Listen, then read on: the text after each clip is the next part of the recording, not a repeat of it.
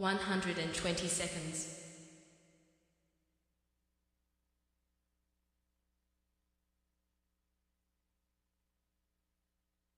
110 seconds.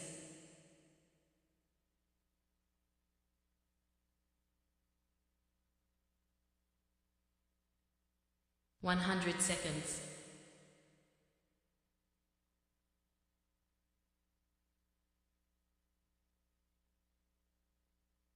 90 seconds.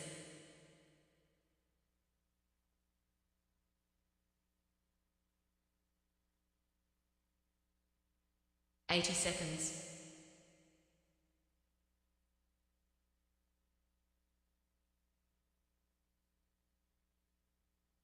70 seconds.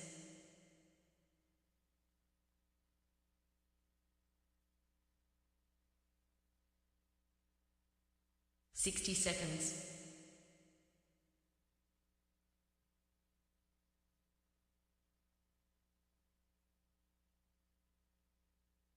50 seconds.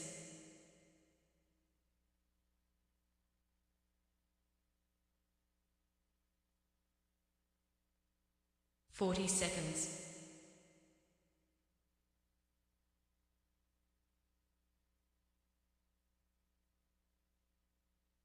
30 seconds.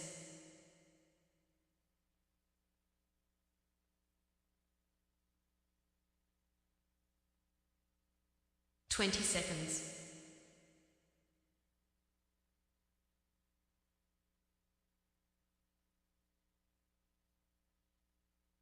10 seconds.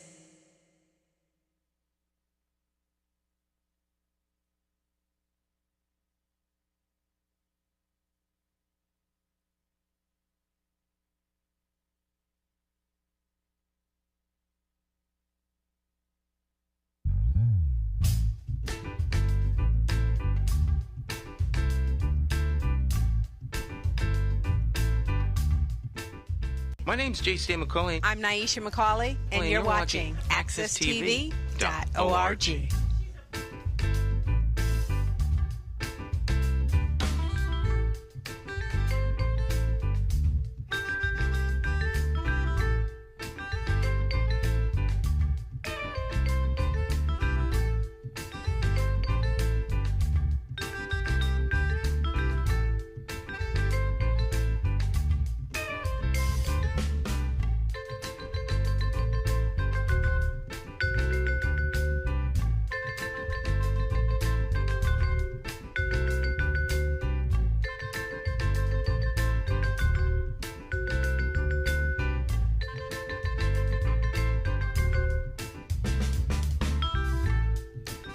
All right, my friends, once again, of course, it is time to get our talk on. It's Morning Talk with me, your host, J. Stan McCauley, along with the champions of talk this morning.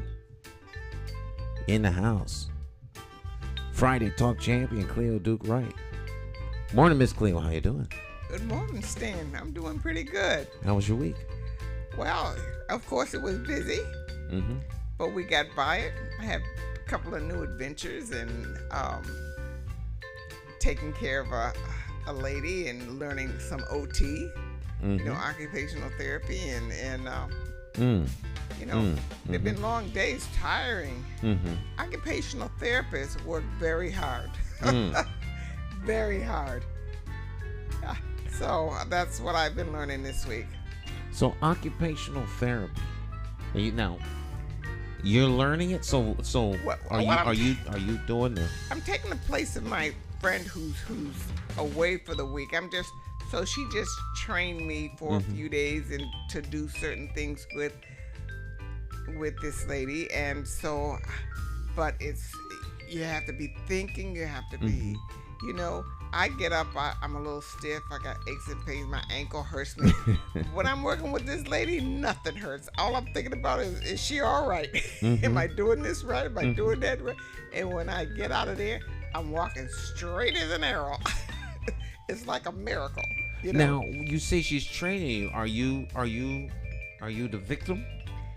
No. Or are you the learner? I'm the learner, and I'm learning to take care of, do some OT with one of her patients. Oh. And so she says, I'm going to be gone for a week or so. So can you just do this for this time? I'll train you. I'll show you what to do. And so I trained last week, and I'm saying, oh my goodness, I'll never be able to do this. But I was doing this for a friend. So I did it this week. She's not there. And what I was saying is I wake up usually in the morning kind of on the stiff side. And, my old injury, my broken ankle hurts, and so, I kind of stumble around for a little bit. But when I get to her, I don't think of anything. I don't hurt. I don't anything. I just think about what I need to do for her. So by the time I get out, this 3 hours I just do. And by the time I get out of there, I don't have any pains at all, and I'm walking so straight, and I'm saying, oh my goodness, where are all my aches and pains that I usually have every single day? They're gone. Wow. So the occupational, the therapy is helping you as well as her. That's right. That's right. And so I do a few manipulations with my husband, and now I shouldn't have done that. That was the mistake, Stan. Why? So now you. Are you gonna? Cleo, my hand. You're gonna do my hand. You're gonna do my this. You're gonna do my that. Yeah. That was not the wisest thing that I did, but I'm learning a lot for myself, and hopefully, I'm praying that I'm doing the right thing with her. I'm trying really hard to. Wow. Well, you've been in healthcare your entire life. Yeah, healthcare and ministry. Nursing and ministry. And yep. Ministering all to the needs of people. My whole life, that's right.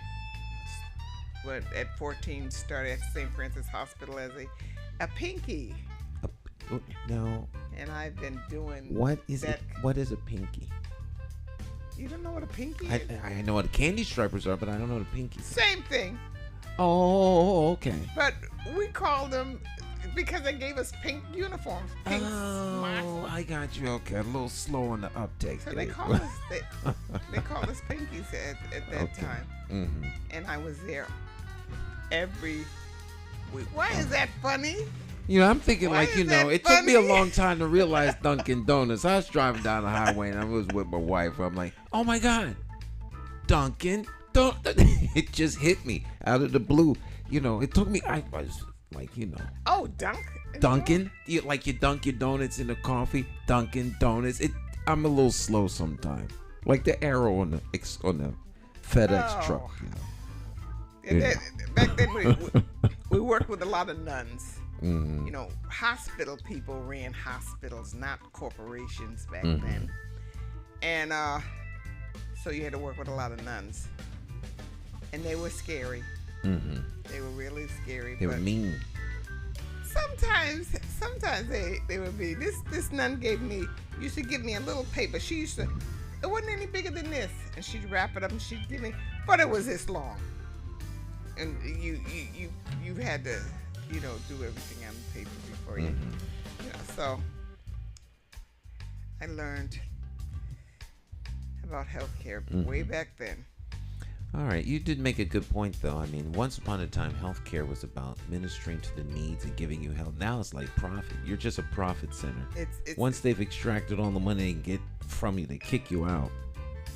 Like out in the cold. Yeah, I remember when it first came, when I was a surgical technician, and they started bringing corporations in, and people from corporations, the whole atmosphere changed.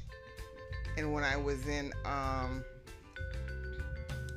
when I worked for Soup Kitchen, social services, and the churches got together and they had this organization. It was then they brought corporations in. So attitudes and everything changes. Everything changes. Well, they became corporate, and then they, every time they blink, they see money. Ching. Things money started disappearing, and now it wasn't the needs of the participants. Now it's the needs of the givers. Like make them happy. corporations in school lunch.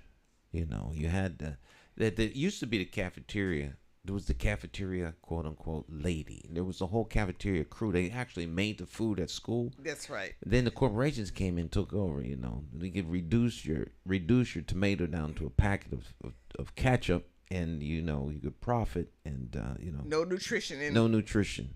When I went into my children's high school, of course they're older now. Mm-hmm. There were Coke machines. I said Coke machines and junk machines, and I couldn't believe it. Well, there's a profit center there. If you could get that Coke contract in the schools, there's some big money to be made. And So- then a friend of a friend of a friend We has turned the our- contract. Yep, turned our lives over to corporations Mm-hmm. and stuff like that. All right, I'm not talking about present company except I'm not talking. Cut it out. Cut it out.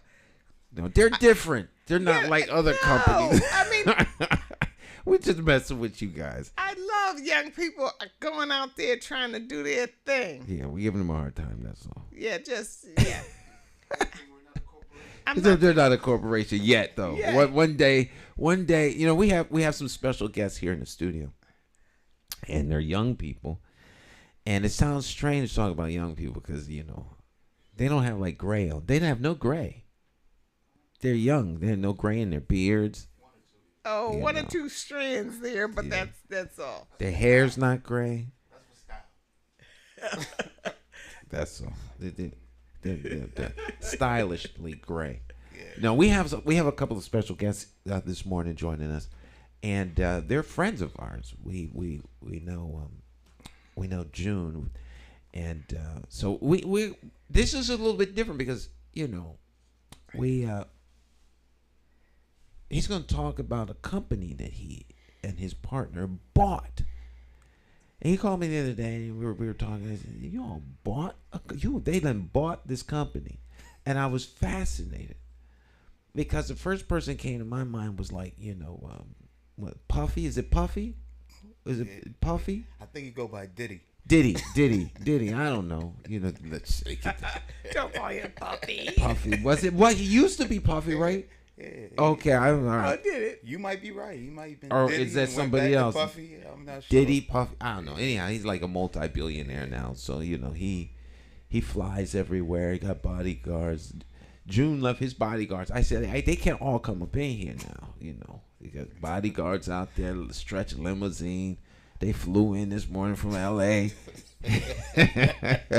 Big time, you know. So, now June is here, and he's going to talk to us a little bit about his newest venture. He's a businessman and entrepreneur, and I remember the very first time I talked to him, he was talking to me about just about business, and this was several years ago. So let's introduce our special guest, and that would be none other than the one and only June. How you doing there, sir? Good morning, Stan. Good morning, Cleo.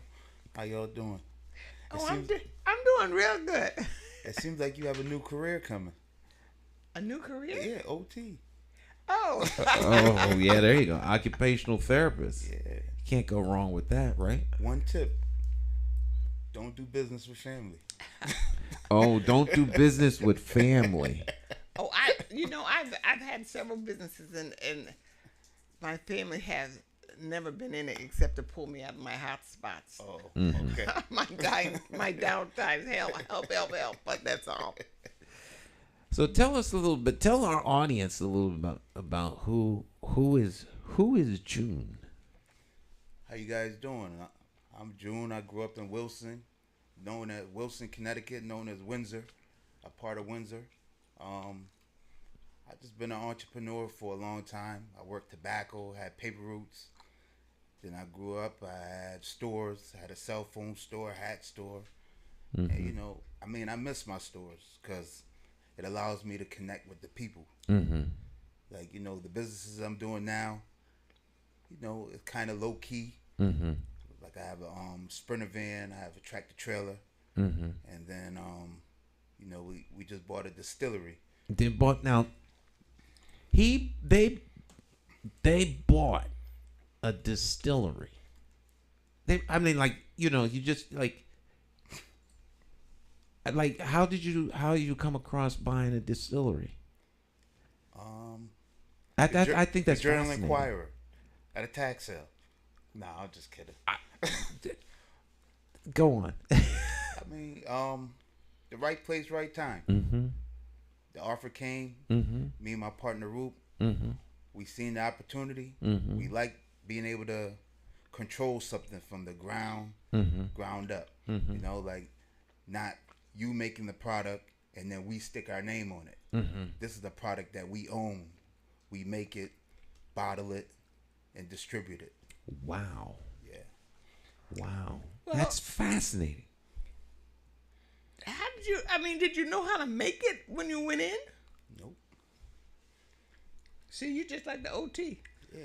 I didn't know anything either. We're apprentices to the business has been around for a little while. My partner will talk about that. Mm-hmm. But we're apprentices still. We're still being taught, you know, how to perfect what we purchased. So the person who sold you it It's still is also training you. Yes. Wow. Yeah.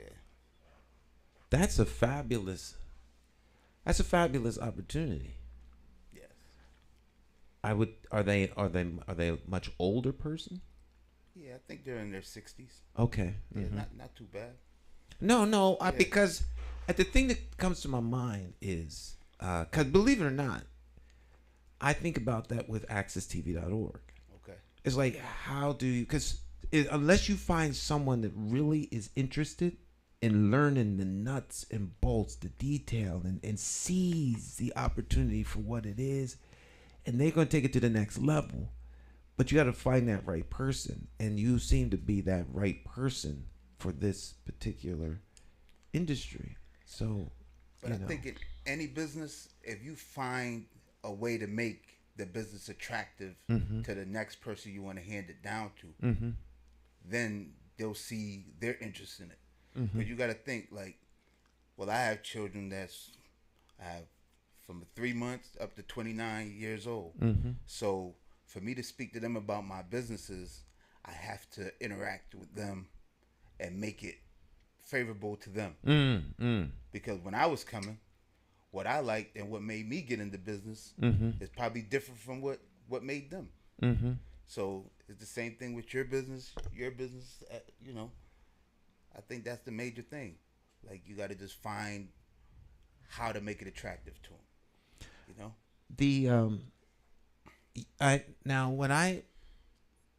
My last time I talked to you, you had a lot of different apartments. You owned houses, and you were the first person that kept coming to my mind during the pandemic. How people weren't paying their rent, this, that, and the third. How did you fare during the pandemic with your apartments? You had quite a few buildings. You know, a young man, he's got buildings all over the city. I mean, I survived the pandemic. I didn't come up like a lot of people did, and I didn't lose my shirt. But after the pandemic, I got out of the properties. I sold the properties, and I got into the liquor business and the trucking business. So I look at it as during pandemic, people were drinking. And products are moving. So you need vehicles and you need drinks. That's an entrepreneur right there. Sees a need, and I got a solution. Wait a minute. Focus. Okay. But I mean, that's the essence of business. Yeah. And I like it because, like, when people look at me, like, you know, when you talk to different people, everybody analyzes each other and feel like, oh, I'm smarter than Stan. Oh, Cleo, she's smarter than me. So when I talk to people that feel like they're smarter than me, I tell them, like, I did this. I'm doing this. Hopefully they look at that and decide, because they're smarter than me, they could do the same thing that I'm doing or something comparable. You don't have to jump right into what I'm doing. But if I've done business, that means you can do business. And that's the way I try to put the business out there. Sometimes people look at it as I'm bragging when I'm talking about my businesses, but I'm promoting it. But at the same time, I'm promoting business ownership to my people. And like I said, that's what I missed about having the stores. Because you have from little kids to the grown-ups. And even some grown-ups, they don't know how to get into the business or how to get into business, period. So as they come in for their products, I'm able to talk to them and give some of them some insight, you know? So when it comes to business, do you find that people are they afraid? Do they think that they can't do it? Like what hinder? Because as you said, you know, like our people really need to get into business and ownership. There's the old saying, own or be owned. Having control of everything, the product from beginning to end, makes you very, very unique. What I find with people is a lot of people are scared. A lot of people, they want to see theirs in their hand.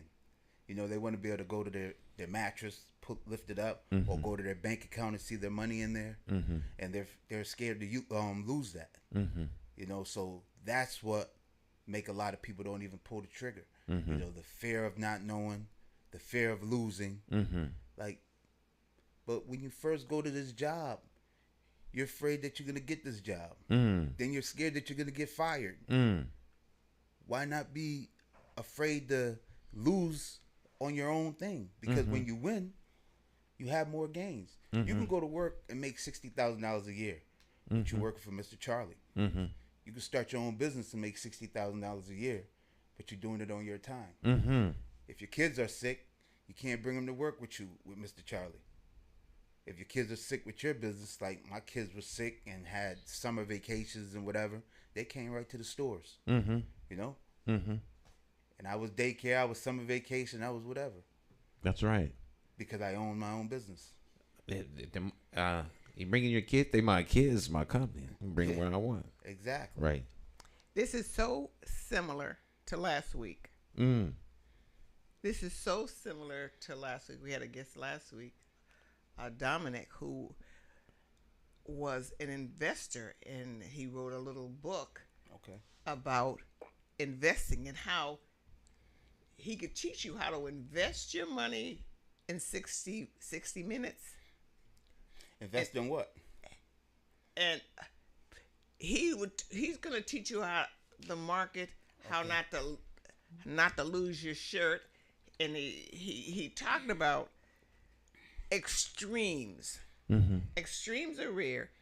Losing everything, gaining everything. Yeah. And how you invest. And he made the book so simple that I was even relaxed about reading it. Yeah. So in this, and he hit the same topic, kind of what you're hitting, the fear of, and we don't really know anybody ever did that. And you know, my father had this thing. My father never voted in his life, and he said to my mother, though he didn't say it to us, my mother told us he said it. He said, "Black folks don't vote. That's for white folks." Well, I think we think that about a lot of things. That we're supposed to step back because that's not for us. You know, we see the suit. They must be smart. Yeah. But them suits aren't always. No. Some suits are not always so smart, and not always. They're not always there to help you. Right. Yeah, and they're not always sincere. Exactly. I mean, and they're scared too. Yeah. I mean, if you have those emotions, other people have those emotions. Only they have the backing, the history of doing it, and we don't. So that brings us to you guys who are going to give young people, they could look at you. Hey, this is for me too. Yeah. Just like it's for them. So it's something to look at. Definitely. You know, and that's a wonderful thing. And it's not just young people, because it's people. Right. I'm 47. You know, I have 5 kids and 5 grandkids. So it's people our age and older that's also learning and getting inspired by some of the stuff that we're doing. I'm scared every day. You know, like I was an iron worker for 16 years and I quit because I didn't want that to be one of my plans. That was my A plan at first. Every day I wake up, could go do that. I kick that to the curb. Now, every dollar I make is my dollar. I have to make it. If I don't make a dollar, I don't eat. It's not, if I go to work and I linger around at work, I'm gonna get a paycheck. If I don't kill it, I don't eat. So that's more motivation, you know? Yes, that certainly is motivation. Now I've been in business also.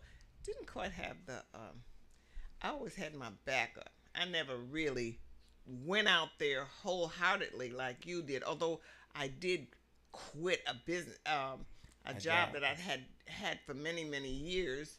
I went into I was a surgical tech, 2 children. I had my own home, and I just quit my job because American Airlines came to town, and I was gonna go to American Airlines.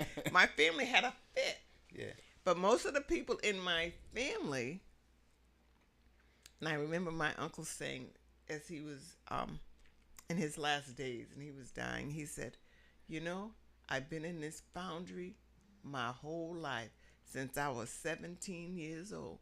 I ain't never done nothing else." And there was a sadness because he had dreams that he let go because he was afraid. And my father was the same way. He started a job when he was 18 years old. 44 years later, he was still there. And that, I say the job killed him because it was in a factory and he worked with a degreaser. And he sat there all day, wouldn't leave that degreaser. So they had dreams, but they were too afraid to go after them. And then there's people that they go out and get everything, kind of like me, but not quite. But they do nothing with it. Yeah. But they have the dream, but the fear cripples them. So to look at people who their fear does not cripple, your fear does not have to cripple you. Fear is not the most horrible thing in the world. Walk through it. You know, and you do have to walk through it, and it does hurt, and it's not easy. But once you get through it, you'll be okay. Now you have become, you're an entrepreneur, businessman, and now you guys own a distillery. And so do you I'm looking at he's got a little table there, and they have 3 of their different products. So 5. Okay, 5 different products. Okay. And so what are they? Well, I'll let my partner introduce that stuff. Okay.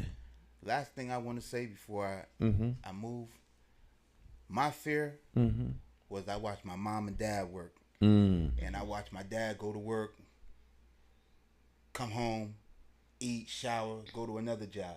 And I said, this man is like a robot, you know? And I always told myself I couldn't do that for 20, 30 years. And I think that made me rebellious. And that put me to the point where I am now. Because to me, my dad wasn't in control of his time. I respect him because he got us where we are now. But I didn't like how it went down, you know? So on that note. All right. Well, we'll take a short break. We'll be right back with June's partner, Rupert. And we'll talk a little bit more about owning a distillery. All right. Stick and stay. It's Morning Talk. Don't go anywhere. We will be right back.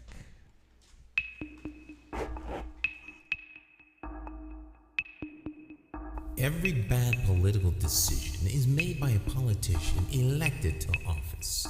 So if you think your vote doesn't matter, just remember this.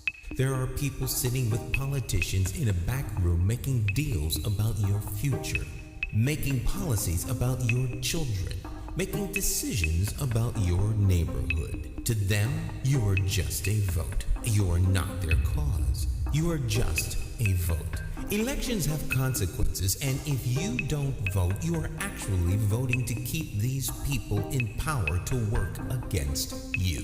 Now more than ever, you need to make your vote count. It's time to clear the air and vote for a mayor that is unbought, unbossed, trusted, and accountable to you, the constituent. My name is J. Stan McCauley, and I am an independent thinker, and I approve this message. I'm asking you for your vote on Tuesday, September the 12th, 2023, in the Democratic Party primary election for mayor of the city of Hartford. For more information, visit McCauleyformayor.com. Have the courage to vote your conscience and vote for the name you trust and know. Vote J. Stan McCauley for mayor.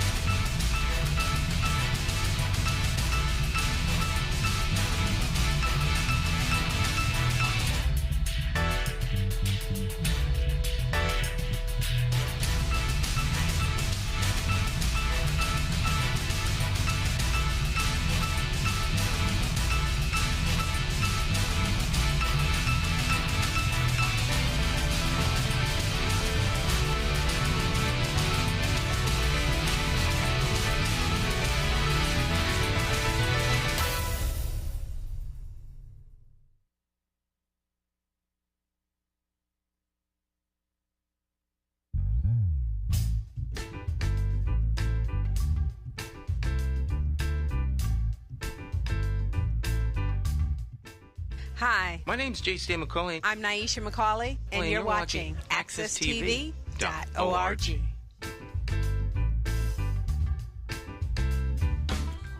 All right, my friends, welcome back. Jay Hogarth bringing us in from the break. We're talking with our special guests this morning, June and Rupert, and talking about They bought a distillery, the Branford Distillery. So joining us now is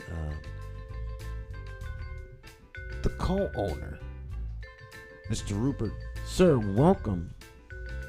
Thank you. Good morning, Stan. Good morning, Cleo. I'm Rupert. Good morning. How y'all doing? Good morning. Good morning. Good. Good morning. Good morning. So, what brings you to the distillery business? Like you said, some opportunity come across, you have to jump. It was a great opportunity. Like my partner said earlier, we had to control the owner from the ground up. Mm-hmm. We controlled everything, so it was a great opportunity. Mm-hmm. Wow. How long have you been doing like entrepreneurial stuff? Tell us a little bit about yourself. Me, this was my first main adventure. Mm-hmm. I'm Rupert. I grew up in Windsor in the Hartford area. My family migrated here in the early 80s. I'm from Jamaica. Mm-hmm. So I've been working right now a steady job. I've been at Jacob's Vehicle for 25 years. I'm just a family man. Mm-hmm.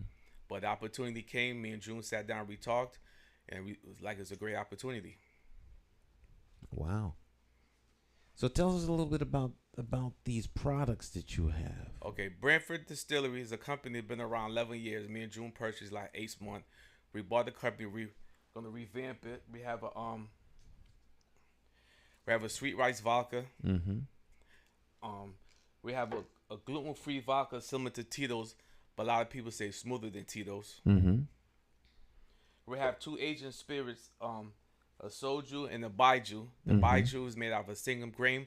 A lot of people say it got a tequila taste. It's real smooth. Mm-hmm. And we have a very smooth whiskey bourbon, Mm-hmm. and it's lady friendly. Mm-hmm. Now, Lady what friendly. what does lady friendly mean? It's smooth when it goes down. It's not a harsh burn. Most whiskey and bourbon have a burn going down. It's real smooth and subtle. It burns at the bottom and it's smooth. All right, that's very interesting. Go on. No, I was listening to No, you. I because I personally I'm not a drinker, Are you not a drinker? Okay. but I know there's a whole lot of people that do drink.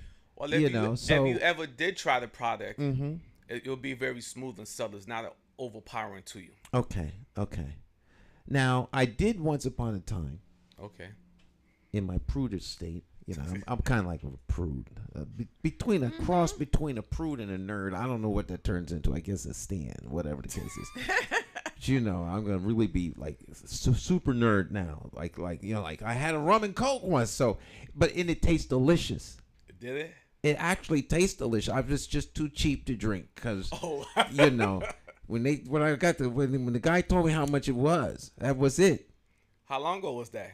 We going back like 1980s. So Roman Coke like was 50 cents. Nah, it was it was $2. It was $2.50, and I was like, what? Are you kidding? Because it was like this much, and so I'm like, I'm a volume drinker. Oh, he shortchanged you. That was a problem. No, I'm looking like for something like $2.50 at that time. I'm looking like 2 liters or something. Oh wow! two quarts. This is back when the quarts before the liters. And so I'm like, I can't cost that much for this little.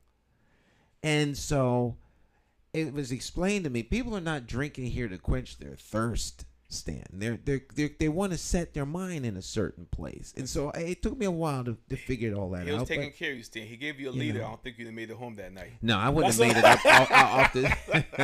For $2.50. So talk to me about, June said that during the pandemic, he noticed that people were drinking. And that's true. Of all the stores they closed, Liquor stores open. They kept the liquor stores open. During the pandemic, it was essential workers, liquor stores, certain opportunities. So, so it was a great opportunity. So it was a great business to get into. So if we ever had to go back through, it's one thing that always be open is liquor. Wow. Yeah, and during the pandemic, that the government was giving you extra money. You had extra money to go buy that liquor, and you didn't have to pay your rent. Oh, don't say. But that's true. You didn't have to pay your. When I found out that people didn't have to pay their rent, at that time I was paying rent. I was really upset. I said, "Well, what are the landlords gonna do? Do they have to pay their mortgage? If the landlords don't have to pay their mortgage, then I can see something. But the landlords still had to pay their mortgage, and the people didn't have to pay their rent. So, needless to say, of course, my landlords may not agree with me, but I never missed a payment. I never not paid my rent. Something that was keeping the roof over my head. Yes. I was not going, because all I could think about is when they stop this, I'll owe this man a lot of money, and I wasn't going to do that. So I paid my rent every month because, of course, the government was giving me extra money during that time I was on a break from working in the summertime, because I didn't work in the summer. They were giving me extra money, and I said, "Wow, how did they give me all this money?" So I saved that money. That was good. And paid my bills up. But I have a question to ask you. Yes. Okay, you now you're in the liquor business, but my head is saying to me, I'm a storyteller. No, go ahead. My head is saying to me, "Oh, this man wanted to sell his distillery, and these people came together." So he takes them in and he says, "Come on, guys, I'll show you. I'll show you how to make the liquor. I'll show you everything. You'll be right, So I have this man talking to you about owning this distillery, and you guys going in there and learning how to make this liquor. So that's the part that fascinates me, that you actually know how, or learning how to make it. And the owner is staying there helping you get to the point where you want to get. Don't you? Is that unusual? It's fascinating, but I think that's. I don't know if it's unusual, but it doesn't sound like it would be unusual. I think it's unusual if you're not in business and you don't, because it seems to me that every business at some point needs to transfer. So yes. How do you, and it's a unique thing. It's not like there's 1,000 people waiting to buy the business. You have to connect with that's very unique. The individuals out there, but how do you connect to them? Yeah, but he could also see in my head. Sawyer the business had a really good line. I don't know if you would have sold. You have good lines too. I mean, you have a really good line. Get you all excited about this, and you guys saying, "Yeah, this is," and he would have good points, and you would have given him the money, and he'd have walked. And you would have been in this distillery to make do you see what I'm saying? And you would have been in a bad place because you wouldn't know how to make the liquor. That's true.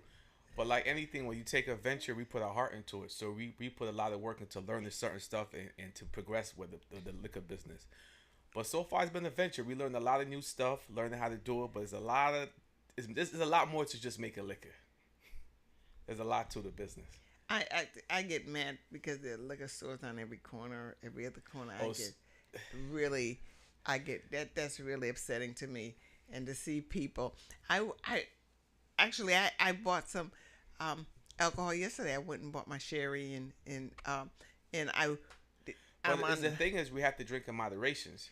We're not telling you to go out there drinking. Right. Everything is done in moderation. Being responsible. Right. And that's true. But what I'm saying is, the other liquor stores have also seen the opportunity that when people are distressed or their life is not going good, many times they turn to liquor. So they're going to drink, just like just like June said, they're going to drink. So now there's a liquor store everywhere. You can't walk 10 feet. I'm on Woodland Street. Now, if I go this way to the liquor store, the Sigourney side. When I go up to Farmington Avenue, Sigourney side, I don't go that way because I'm nervous because there's people always gathering around the liquor stores, and sometimes there's deals going down and stuff. I'm nervous here, so I go the other way to the other liquor store where there is nobody hanging around, and the people who work in the store know about the liquor, so they could tell me, "Oh, don't buy that, buy this," because I don't know one from another. And so I have a pleasant visit there, and then I can come back. So, but they're everywhere. Well, I guess if you consider that every restaurant you go to has a bar. Every restaurant. Like my favorite chocolate dessert is at Capitol Grill. Okay. All right. And, I don't really want to go there for a meal. I just want the dessert. So, I'm not going in there, sit down and just order a dessert. I'll go in there. But I have to go to the bar to get the dessert. And you can't hardly get in there. You can't get into the bar section of the restaurant because there's people, and there's like 3 or 4 people back there. It's amazing to me. I guess it's like making anything else, but they're making drinks and they're shaking stuff and they're moving stuff around and this, that, and the third. And I'm like, am I the invisible guy up in here? Because no one even asked, "Can I help you, sir?" So finally, it took me 20 minutes just to order a piece of cake. I'm serious. And you can't call it in. You can't call it in. Oh, wow. So you gotta just wait. But it would be the same thing if I was ordering a drink. So it seems that drinks are a very big part of the social fabric, and that always has been. you know, and it always has been. What kind of pushback do you like say like what Cleo was talking about? How much does that impact your business and the decision making? Because as you said, there's a lot more to managing a company like this than What do you mean people pushback? may think. With people drinking all the time? Well, not people drinking all the time, because that's not in my opinion, that's not the fault of the person who's manufacturing. It's the part of the person who's using. We didn't get all controversial because we go real deep on it. But the user is the one with the issue. Right. Right. So,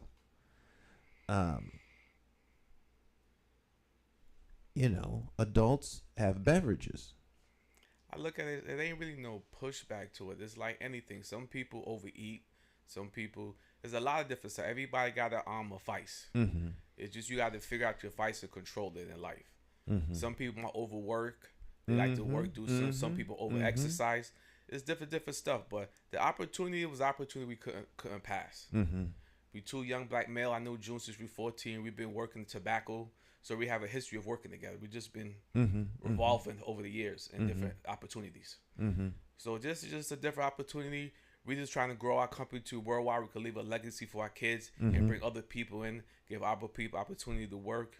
Just make it like anybody else, a big family. Mm-hmm. Wow, I'm totally fascinated when June called me and told me. I'm totally fascinated, totally fascinated. You don't sell this, do you? I mean, you sell it to stores, right? Or do you sell it yourself? How do you distribute? We self-distribute. So we go to the stores, get a contract, we bring it to them. We self-distribute. One thing we did before we go to a distributor, we want to learn the business from the ground up so we know what we're getting into. Mm-hmm. So we know if we're getting cheated or if it's a good price. So everything right now is hands-on from the grounds up till it gets to the store, to your hands. Retouch it to your hands. So it's all love. It's family. Wow. But and also, too, we have merch coming soon. Mm-hmm. We have hats, shirts, everything. Okay, so you guys are like... So you from top to bottom. So inventory, everything, the product, the ingredients, control everything. Market for how much stuff costs. Yeah, everything we touch, from the grains, for the bottles, everything is hands on. We pick everything, selected, the labels, everything. Just been a good adventure. Because when we first started, all the labels was different. This is our new labels right now, but we've been switching labels, finding the right product to fit, and just to get everything of this. So everything is real hands-on. Wow! And how long have you been doing this? 8 months. 8 months. 8 months. Yes. Wow, that's fascinating. Fascinating. Absolutely fascinating. So, are you guys keeping track, like record? Like, yes. Of course, I'm a video guy. So, are you taking video? You need to start taking some video of this stuff with your phone, if nothing else. Okay. Send it to the cloud so that you have a documenting of the company from where it came from to where it's going. Yes. And so, do you see this business being, you mentioned legacy for kids. Yes. So do you see yourselves owning this for like the next... Until? See, my grandkids afterwards, everybody. All right, so you guys are not interested in selling this to nobody anytime soon or ever? No. That's good. We had Howard Baldwin was a guest. Jonathan had him on about the Whalers. And he was saying, you don't make your money on a sports franchise until you sell it. So the real money is made when you sell the franchise on the back end. Mm-hmm. Okay, so you build up the company, and then the value of the franchise, and then when you sell it, that's when you cash out. So you guys aren't thinking of cashing out. We see it. Like you said, we're still learning. Maybe that'd be later on with the next generation. June's over there in the corner. He says, well, we're still learning. You talk to this opportunity. Now, there's no sense in working ourselves to the bone. If we could get $250 million, and then the children can have a trust fund. So, it's too bad we don't have a fourth camera set up because you can see June. What are your families saying? Families, everybody's happy. Like our kids interact, involved. They help us out with a lot of stuff. Like I never was a social media person, so my daughters and June kids, they all show us how to be active on social media. So the family love it. It's a good opportunity. Everybody's excited. Everybody's drunk. Huh? June, everybody. He's a comedian. If you don't know, he's a funny guy. All right. Well, June and Rupert, and the only other guy I know. Well, I know a couple of Ruperts. I was gonna say the only other Rupert I really know is a multi-billionaire. I don't know him. I just know who he is. And so that would be Rupert Murdoch. And so you guys are on your way to becoming very successful entrepreneurs in the distillery business. Thank you. And it's going to be interesting because now, would you all can you move the distillery, or is it always going to be in Branford? We're not sure. The moment is, like I said, opportunities. It depends. Opportunities. We're in Connecticut. If certain part of Connecticut, yeah, but Branford is going to be most part right now. All right, cool. All right. Any other questions, Cleo? No, I don't have any good. He's been an entrepreneur like forever. Forever. I always thought, I always saw him as a success. I mean, I always thought him as a guy going out there making money doing. And when I first met you, you were doing everything. You were working construction. You had your houses. You talked about your grandchildren and your children, and wow. And now here you are again. Don't worry, Cleo. I won't let you down. Oh, I know you're not gonna let me down. I know you're not gonna let me down. We'll be successful. Oh, I'm sure. I have no doubt. At all. Absolutely. All right, guys. Well, we'll thanks for coming in. Thank you for having us, Rupert. It was a pleasure to meet you, and I look forward to seeing you at some point where you guys have a huge, on the front page of Black Enterprise or something like that, or some other big magazine in June. It's good to see you. I haven't seen you in a while. It's been since before the pandemic.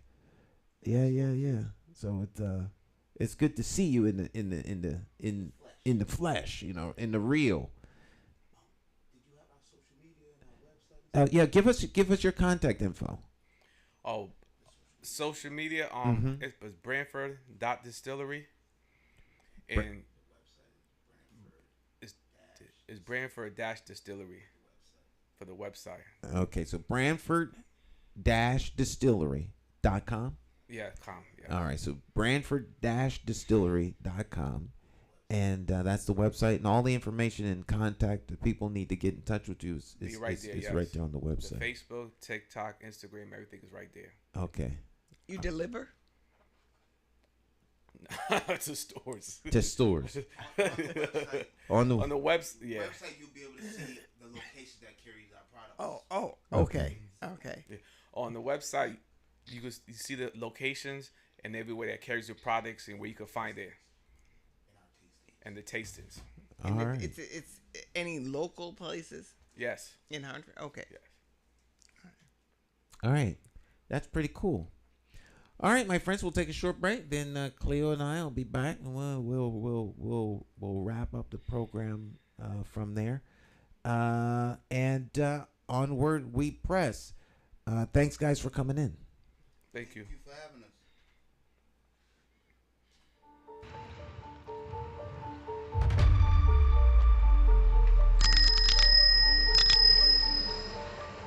Oh yeah, we're back.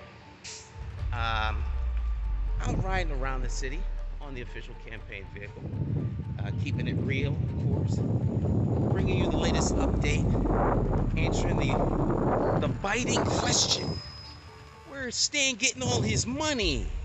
Last I heard, you can spend all the personal money you want on a campaign. So that's what we're doing. All right? If you think outside the box, if you really care about the people of Hartford, you find ways to be responsible and frugal with the money that you have. You see, we have really good people on our team. Our team members really, really love Hartford. They love what they do, and they're very good at it. So when you have the right team, you use the money that you have responsibly. Now, I've always made it a point to make the point that it doesn't take a lot of money to run an effective campaign.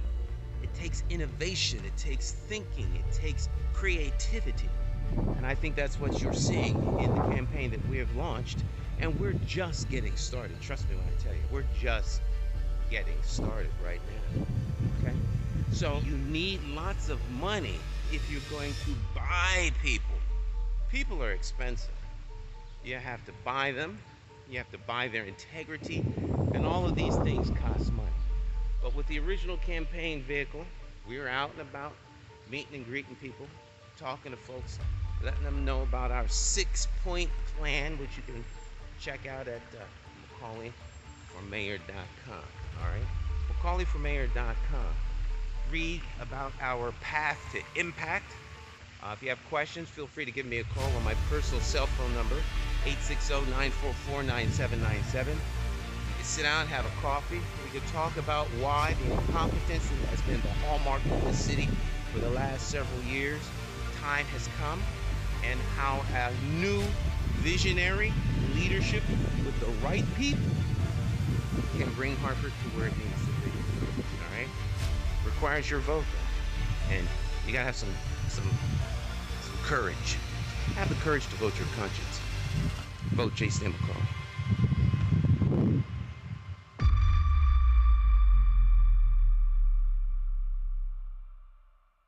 All right, welcome back. Morning Talk. All right, that was really kind of cool. The June, I haven't seen June in a more than a minute. Yes. Long time. Former vice president of the Greater Hartford African American Alliance. I have. Yeah. Pull your mic up. You know, he has not even come into my mind until I saw him today. I said, wow, he has been missing. You know, some people go, you just keep on going, and you don't even realize they're not there until you see him again. Yeah. Until you see him again. That was nice seeing him. It's good to see him. He looks the same. Yes. He looks the same. He called me the other day, and I said, well, you got to come on the program because it's fascinating. You were selling. I mean, you bought it. It's not every day you hear about two black men buying a distillery in Branford. That's a big deal. To me, that's a big deal, and there's this notion that black folk can't do stuff. That's right. Which is the most ridiculous notion. I'm going ever. back to that store today. I'm gonna buy something of theirs. I don't know. Is all of their liquors hard liquor? I think they just do hard liquor. Yeah, hard liquor. What was in that little bottle with the dark? I think that was the whiskey. That was whiskey? Yeah. The bourbon. Was they say bourbon whiskey? I don't know. I don't know nothing about it. How about the sake? That's like a wine.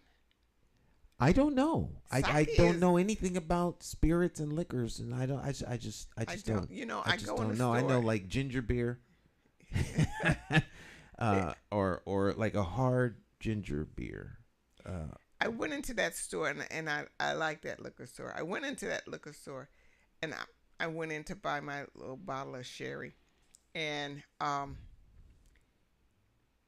he says, that's terrible. That's this and that's that. That's not really blah, blah, blah. He just went on of how that was not a good choice. You know. So I said, it's not. He says, no, I'll show you what is a better choice. So he showed, so I bought that. And then yesterday I went in, I had these two. One of them had a lemonade taste. I said, oh, I love lemonade. So I said, oh, I'll take this lemonade wine. And then there was another one, and I brought both of them up to the counter, and he says no to the lemonade. He says, no, that's horrible. No, take this. This is 100% bitter. Blah blah blah blah. So I put that one back, and I took what he said. It was fine. It was fine. But I like going in talking because I don't know anything. And they know. I like to go into places where they could tell you about this wine and tell you about that wine. I don't talk liquor. See, I for so long have been in that headspace of, of the taboo of the liquor store, that I wouldn't even go in. I can count the number of I think in my entire life I've been inside a package store or liquor store maybe 20 times.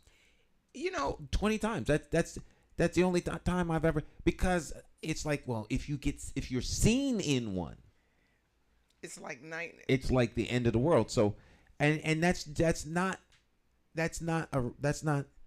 in reality.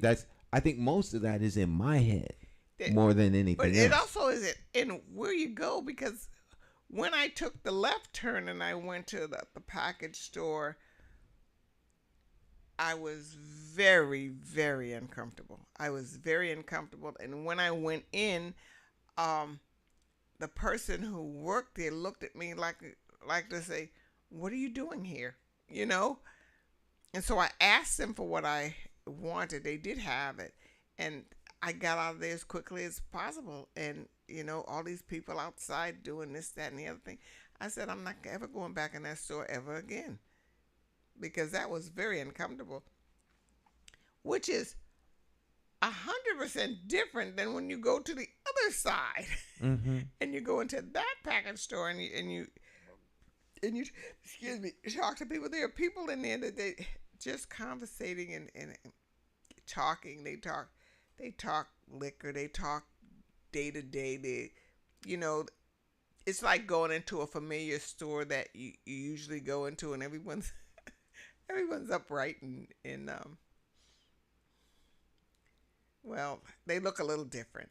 I'm not saying they just look their customers look a little different than the other customers in the other store. So I would prefer to go into a store that is not surrounded by people. This is their website, and really nice website. Yes. And and they and it is a black owned family business, legacy, black owned, and their prices and the testimonials, events that they have going on. There's a tasting tonight at Taino's. Oh. So if you check out their website, they got a newsletter, and you get in touch, and their phone number, sales.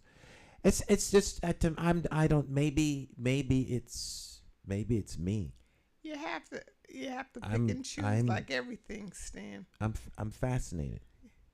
I don't know why, but I find that I find it fascinating anytime someone steps out into a new adventure. And I'm more fascinated by the stepping out and the adventure than what the necessarily. I'm indifferent to what the adventure is. Yes. But the fact that they're stepping out and doing it is powerful to me. To me that's exciting, and I love things that are when people do stuff that like you not doing it, but so what? It does not have to be something I do. That's right. It's something they do. I think that's cool. Be glad for all Yeah. that they do that you see, and that's what we're lacking in our communities. Uplifting of those who are really trying to do something and Right. stepping out and backing them up. We are lacking in that. Particularly if it's something different. I think we Yeah. have a tendency that if it isn't something I do, or I like, or I approve of, then you're wrong. You're wrong. You're wrong. We're going to cancel you. We're going to stop you because I don't agree with it. Like, who the heck are you to have to agree with somebody? It's a fascinating concept of you 1 out of 8 billion people on the planet disagree. Therefore, all the other billions of folk But look gotta at how fall in many line. people listen to that and pay attention to that and direct their lives behind other people who like and dislike. Mm-hmm. And that's a powerful thing. You can force a person because the person doesn't have the real will Mm-hmm. to turn around from their dream.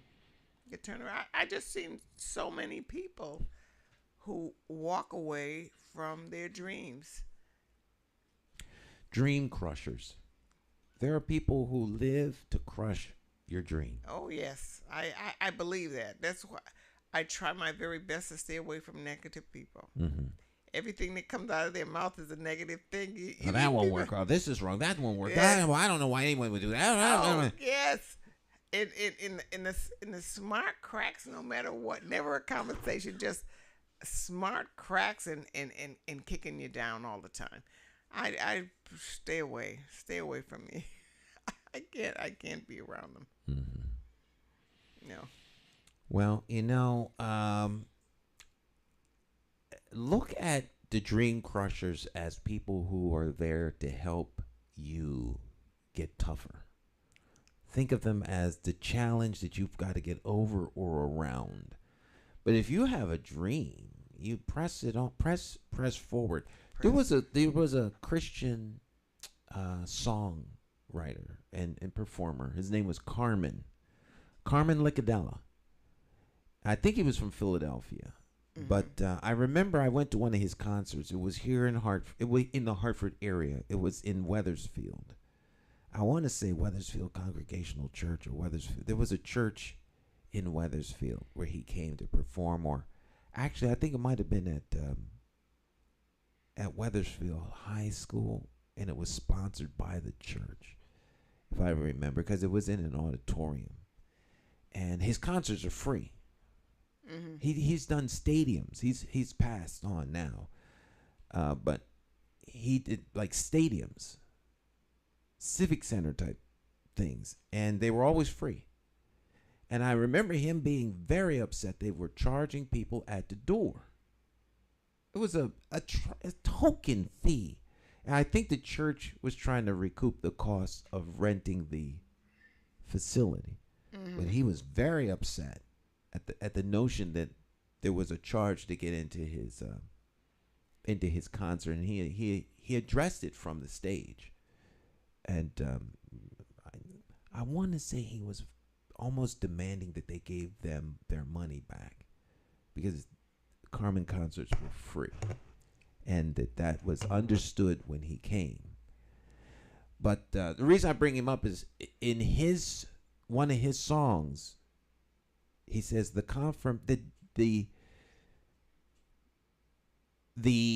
desire is the confirmation that the destination is there. God wouldn't put it in your spirit if it wouldn't go anywhere. The desire, the desire is the confirmation that the destination's there. God wouldn't put it in your spirit if it wouldn't go anywhere. And so many people have a desire to do something, and then they let some clown knucklehead come and snatch that from you. See, that the whole idea of that infuriates me. It infuriates me. It brings out the malcontent in me with like someone stuck a hot poker in me because it's like, how can I help you get your dream come to pass? I don't even need to like your dream or you. I'll still help you because you're a unique person who has a desire. Your desire might save and change the world. But there's people who, because you are not aligned with them, that somehow to me it's laughable. But as you mentioned, for a lot of other folk, that's all they need, and then they stop. It's so sad. My brother used to always say, "Don't worry, Cleo. They won't follow through. Don't worry. You won't have that many people.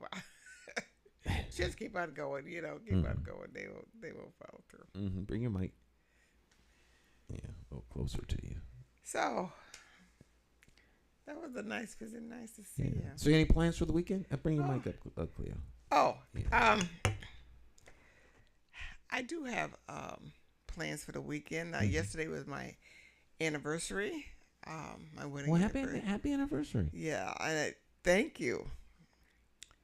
20 years survived. Wow. 20 years. Congratulations. I thought when I got married, when I was a little girl, that I would be married 50 years and that I would be walking in the park with my husband, holding hands, and we would have been married 50 years. Of course, I'm not going to make the 50 years, but... You don't know that. 30 right. years? You could do 30. You think I can do 30? Absolutely. That's 106. That's 100 something. I intend to be 125 minimum. Right. Maybe that'll be so. And then so I made it to this, but and then Saturday is my husband's birthday. Mm-hmm. So I made it this far. But the dream the dream never really came true. The dream you mix the human dream of life never comes out right. You know what I'm saying? Those goals that you have when you're coming up and things that they tell you that makes life perfect, they're all lies. I mean, it's nice to accomplish those things, but they're not gonna come out the way. Now life is complete because I have this, I have this, I have this, I have everything that they said I'm supposed to have. I have everything and so now my wants end and everything is perfect. That don't happen. That does not happen. That does not happen. Well, and I think that sometimes our we set up expectations and goals for ourselves that sometimes aren't realized because sometimes those wants and goals are unrealistic. But I think it's better for the individual to find out how unrealistic they are than to have someone rob you from trying. Well,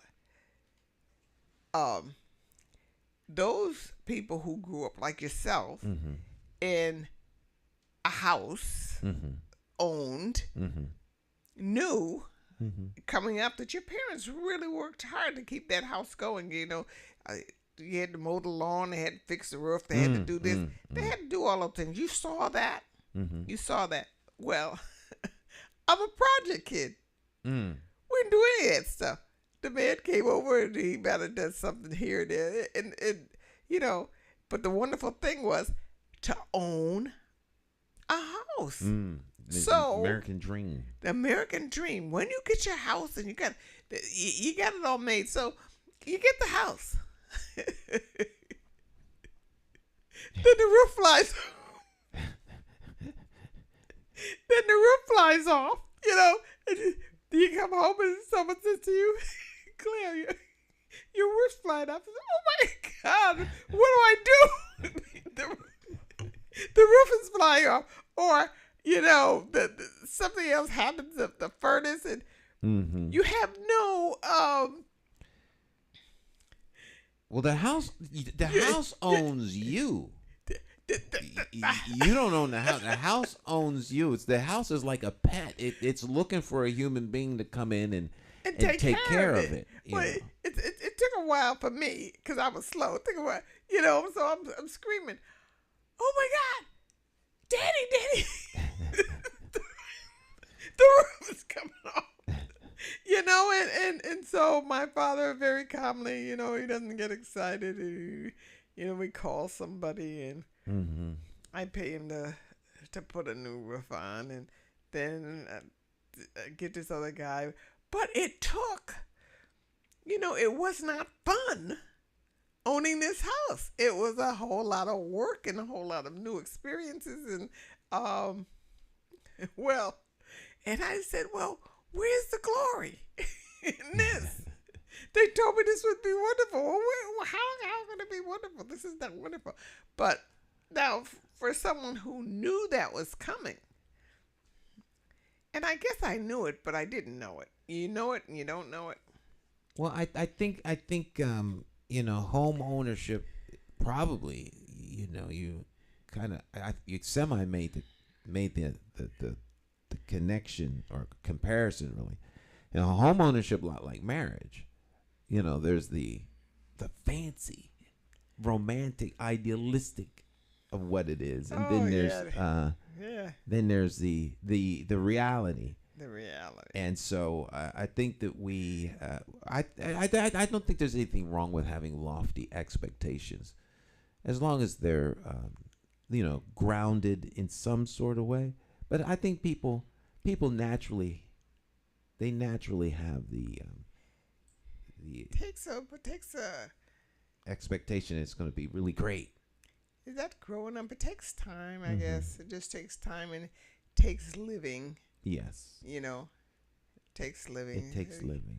I look at my grandchildren. They say, they think things should be perfect, and I don't give a lot of advice because there's really not a whole lot of sense in that. But I always say life's life. Life, yeah, that's life is life. Yeah, and that's just what it is. Life is life. You got to deal with these things. Well, it wasn't like this. It's supposed to be. Life's life. Was it Doris Day that had? She was the singer. Yeah, Doris Day was the singer. Her singing. Her husband ruined her. That was Doris Day, right? Her husband ruined her? Yeah, he squandered all her money. Que sera, sera. Who sang that song? Que sera, sera. Doris Day. That was Doris Day. Yeah. The future is not to be, not to see. The future is ours. Something. Que sera, sera. Right. What will be will be. What will be. But as you're talking, the song came to my mind. The wisdom of that simple song. What will be. The future's not ours to see. The future's so not just ours like to live life. When I get married, will this be? When I was just a little girl, I asked my mother, "What will I be? Right. Will I be pretty? Will I be this? Will I be that?" Here's what she said to me. In case I never thought, yeah, because that's as you get older, you realize that the best thing you can do is help younger folks be prepared for what may come, because you don't want to discourage anybody. No. And thank God for younger people who aren't jaded and turned off by the harshness of life, because they haven't experienced anything yet. So let them live in the excitement and encourage them, because someone's going to be that champion. That's right. Someone's going to do the. In right after the war, World War II, and there was Korea, there was a lot of negativism, pessimism, and in that time there was still segregation and still, so a lot of old people or adults they could really kill your dream. dream because crushers. they didn't have they lived in a different life, and they didn't allow you to have your dream. It was a protective mode, I think. I think they were trying not for you to be sort of let down like they were let down, and they would try to protect you with things, and they would say things like, you have to be better, you have to be this, you have to be that, because this is going to happen to you, and you heard it all the time. My parents didn't do that, but a lot of parents and a lot of adults did do that. Kind of drum things into your head, those negative thoughts into your head. It's different today. It's different. You don't find so much of that now as you used to. I was trying to figure out why I can't see through the glass. They're filthy. That'll do it, Stan. That'll do it. So what is this so cloudy in there? Is there a glare? No, it's clean the glasses. Jeez. Yeah,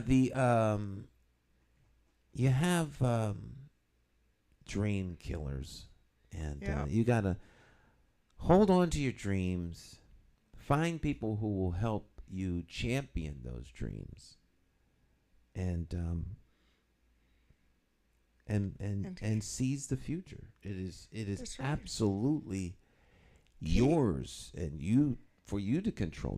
Don't surrender. I tell people all the time, never surrender agency. Never surrender the agency of your vision or dream. Keep on stepping. I think of that story a lot. Keep on stepping. Don't let anybody tell you who you are. You just keep on stepping. And that's really what we need to do. Right. And as best you can, if your dream is independent of other people, then find a way to make your dream separate from other folks. And I don't mean it in the sense that like you're better than or you don't need other people, but to the degree that you can make it happen without other folks, the much more control you have. As June and Rupert were saying, this is something they have control over from ground up, from the grain to the bottle to the label design. Everything, the flavor, the taste, where it's distributed, who gets to carry their products, everything. They are in full control. And a lot of people think of that as control freak. Oh, you're just a control freak. You want to control everything. No. Someone's going to control it. Why not me? Someone has to control it. So it may as well be you. It's your vision, is your dream. So why would you surrender that to someone else? If you need someone else to make your dream a reality, then you will always be captive to them instead of steering the ship yourself. So I always try to encourage people, don't be dependent on someone else. There's nothing worse than the anchor of dependency. Absolutely. I agree. All right, we'll take another short break. This is something I came up with. I use artificial intelligence. AI. Everybody's talking about this AI and this artificial generated. So this is an artificially generated voice. And I've been experimenting with this with different productions and things because it's the emerging newest and latest and greatest technology and all this other stuff. And people are starting to see this emerge. So I've been experimenting with this.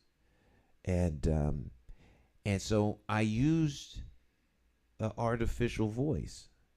I took my letter that I sent to the town committee.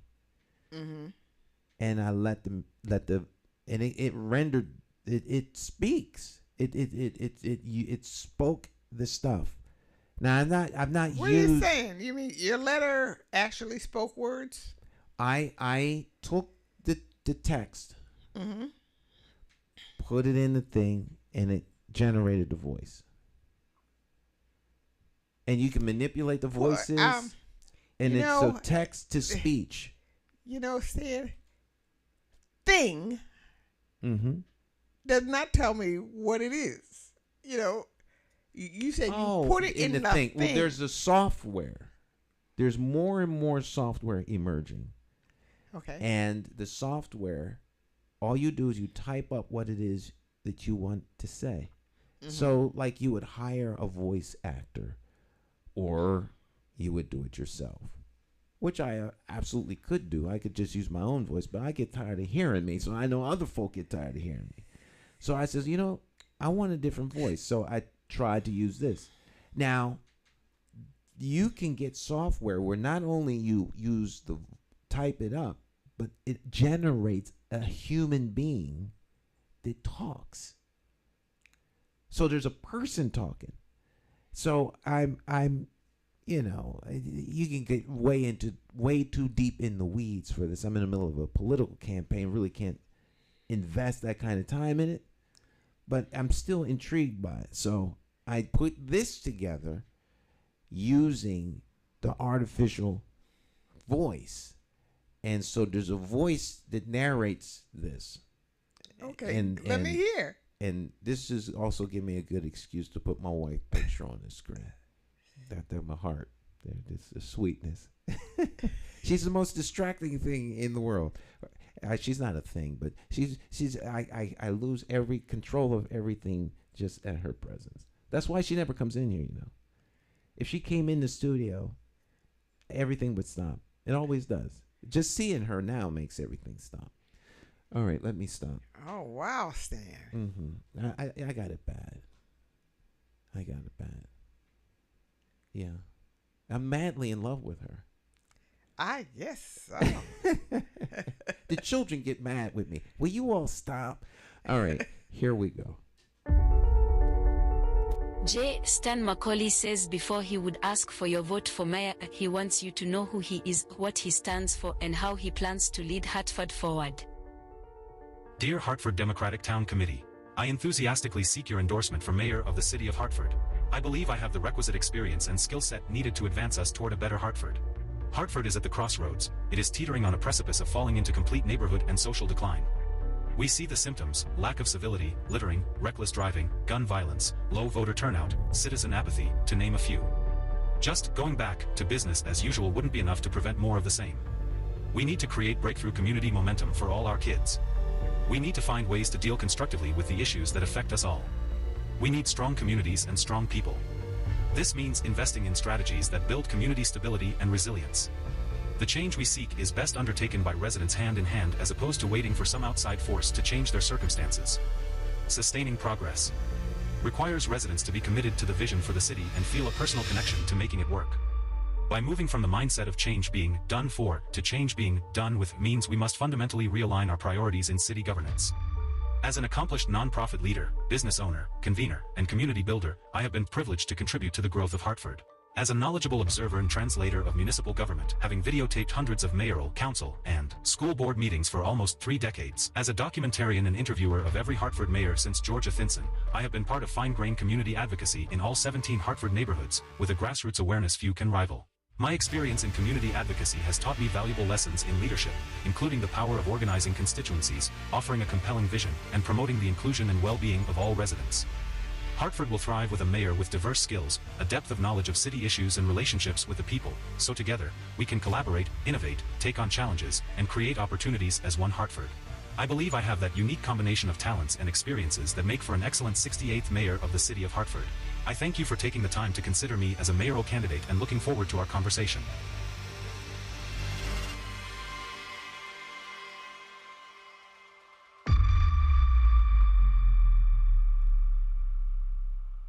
Yeah.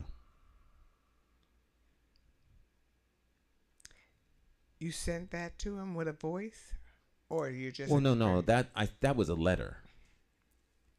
We sent them a letter. Oh, you sent them. That's the letter that was sent.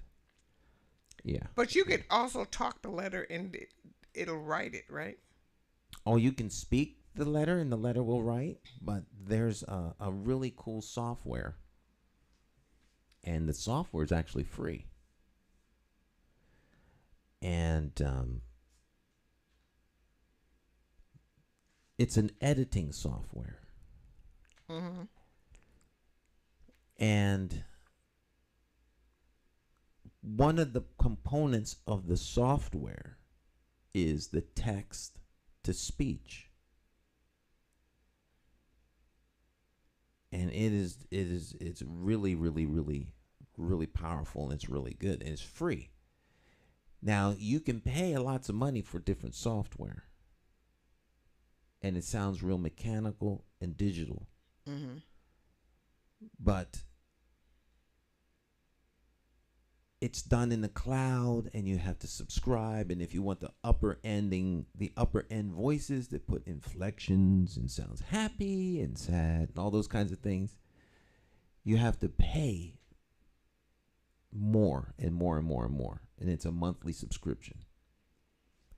This is an added benefit to the editing software.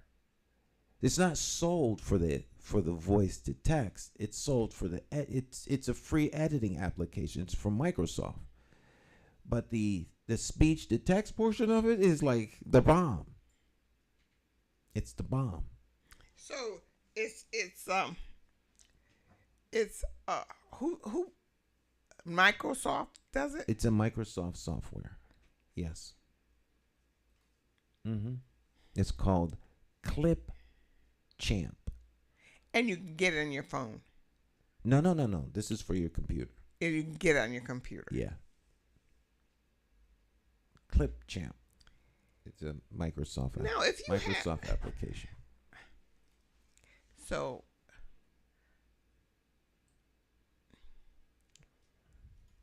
and it's free. Free. It's free. And it's, let me get a pen. Yeah. Hold on. Yeah. Clip Champ. Well, I mean, I'll show it to you before you leave. Oh, wait. Clip Chain. Clip Champ. Clip Champ. Clip. All right. Clip Champ. Okay, you show it to me before. It's Microsoft. Bring All it right. up. Bring it up on screen. Starting up Microsoft here, and it's Microsoft. Let me there we go. And this is it here. And these are the different voices. Priority number 6. Priority number 5. Priority number 3. Now you can go into this up here. You drop. Wait. Here.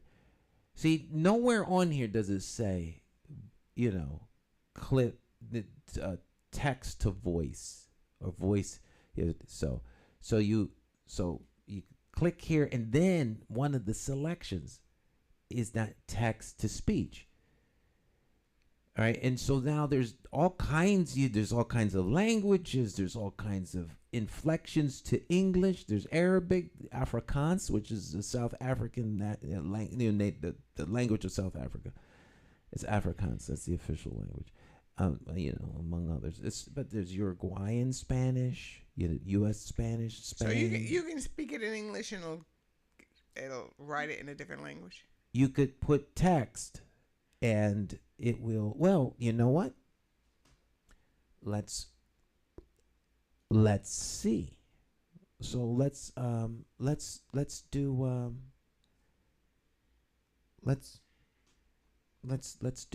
this. Let's pick Spanish.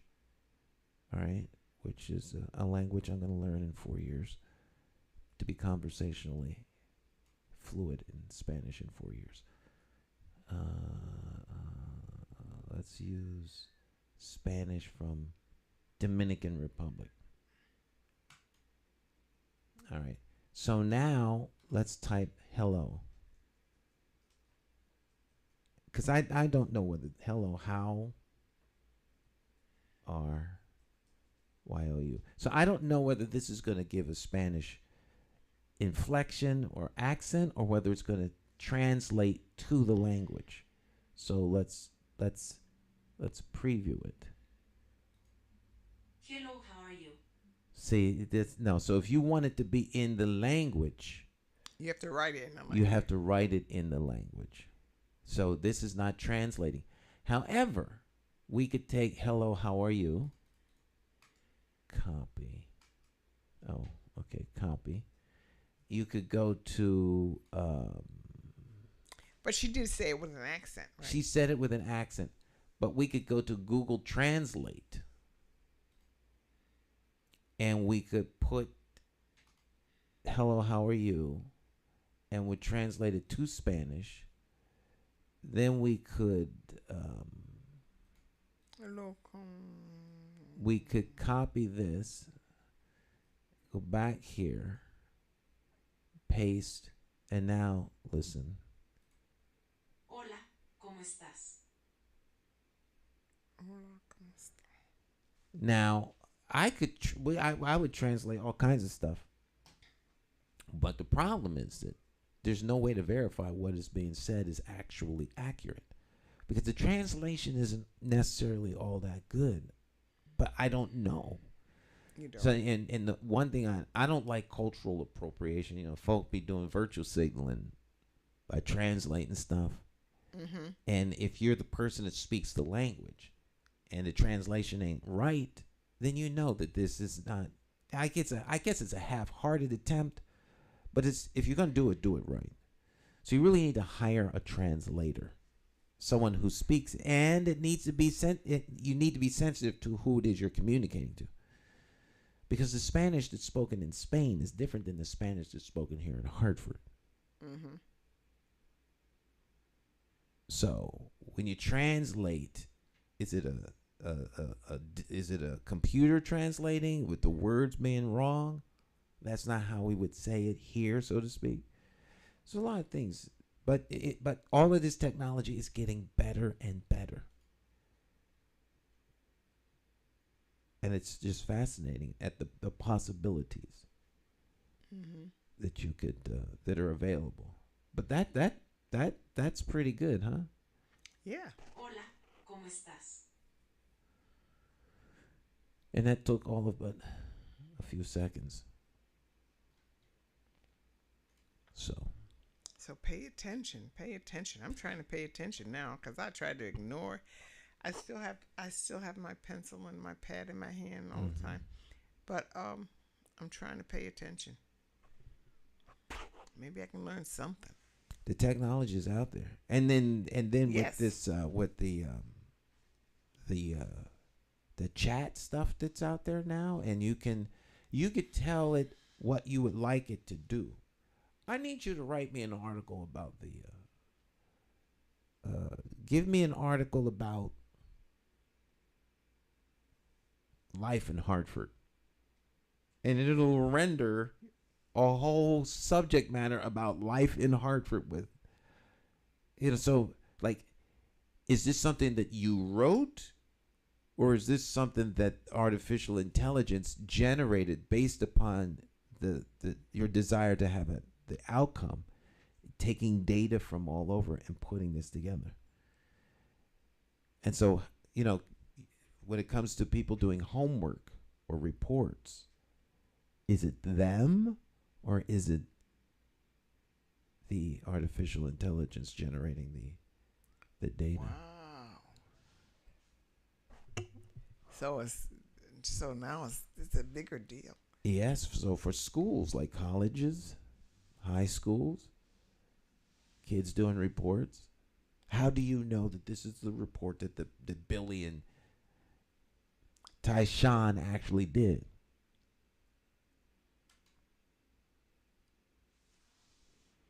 They'll find a way. Mm-hmm. Something else will come up to figure that out. That's how that's gonna happen. So, a lot of new emerging technology. Lots of emerging technology. Well, I hope we don't just adapt to technology and we stop thinking on our own. Mm-hmm. I think there's a danger there. I agree with you. I really do. Because once upon a time, technology is a tool to help you, but now it's like you're helping technology. You're the tool that technology needs, and as people become less and less capable, it's just, you kind of like, people becoming where all they want to do is just enjoy and be luxuriated, if there's such a word. You just sit in the lap of luxury and just don't do anything, and everything is done for you. You become a vegetable. You can become a vegetable. That's the way it would seem to me. Just almost like being plugged in and just sitting in the chair, and your mind is seeing all this stuff, and you're just zoned out. We see a lot of that now with kids not knowing how to add or how to use math, or you go to the store, and if the computer's down, they can't give you change because they can't figure out what the change is. That doesn't, and you're sitting there saying, give me my 75 cents. you don't want to say it's 75 cents. 75. It's I gave you $1. It's 25 cents, and then you can give me 75 back. I don't know, the receipt, the machine usually will tell me how much to give you back. I don't want to do this on my own. Or I try to figure out what my change is before they give it to me. She should give me, $7.63. And she does that very fast if there's the machine there. But if the machine doesn't, she doesn't do it. Shut down. You'll get pencil and paper. She can't do that. Well, we don't think, and it's a detriment. Critical thinking is something that is essential. That means somebody else is pulling the strings. Somebody else is right. If you don't think, then we can tell you how to think and what to think. That's right. That's right. And you will stop thinking. And you'll stop thinking. Oh my. All right, my friends. So we're out of time. We're absolutely out of time. Okay, so. Great program, Miss Cleo. Thanks. Now I have to go to my lady and do some OT. All right. So I'm gonna play this one commercial, and then we'll be out. Y'all have a regular, fabulous rest of your week, and we will see you here next week, and we'll do it all once again. All right. Y'all have a fabulous rest of your day. Bye-bye now.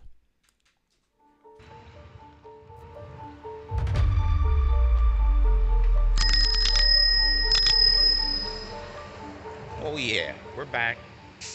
Out riding around the city on the official campaign vehicle, keeping it real, of course, bringing you the latest update, answering the biting question: where's Stan getting all his money? Last I heard, you can spend all the personal money you want on a campaign. So that's what we're doing. All right. If you think outside the box, if you really care about the people of Hartford, you find ways to be responsible and frugal with the money that you have. You see, we have really good people on our team. Our team members really, really love Hartford. They love what they do, and they're very good at it. So when you have the right team, you use the money that you have responsibly. Now, I've always made it a point to make the point that it doesn't take a lot of money to run an effective campaign. It takes innovation, it takes thinking, it takes creativity. And I think that's what you're seeing in the campaign that we have launched. And we're just getting started. Trust me when I tell you, we're just getting started right now. Okay? So you need lots of money if you're going to buy people. People are expensive. You have to buy them. You have to buy their integrity. And all of these things cost money. But with the original campaign vehicle, we were out and about, meeting and greeting people, talking to folks, letting them know about our 6-point plan, which you can check out at McCauleyformayor.com. All right, McCauleyformayor.com. Read about our path to impact. If you have questions, feel free to give me a call on my personal cell phone number, 860-944-9797. You can sit down, have a coffee. We can talk about why the incompetence that has been the hallmark of this city for the last several years, time has come, and how a new visionary leadership with the right people can bring Hartford to where it needs to be. All right? Requires your vote, though. And you gotta have some courage. Have the courage to vote your conscience. Vote J. Stan McCauley.